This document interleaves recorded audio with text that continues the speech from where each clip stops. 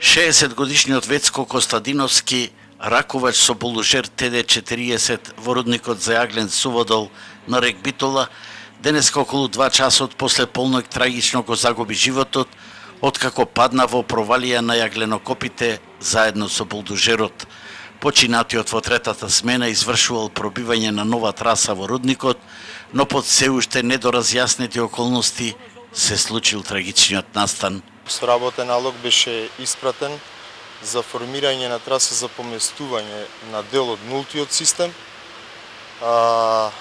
Тој дел од работните задачи ги имаше извршено, меѓутоа при транспорт на булдужерот се случи и несреќата, односно превртувањето, при што самиот булдужер влета во една провалија и беше буквално превртен. Како последица на тоа настана и трагичниот настан. Покрај истражните органи кои наложија обдукција врз телото на починатиот, ќе биде спроведена и интерна истрага, за што е формирана и комисија. Сега веќе хаварисаниот булдожер бил на ремонт во март годинава и од тогаш бил во работен погон.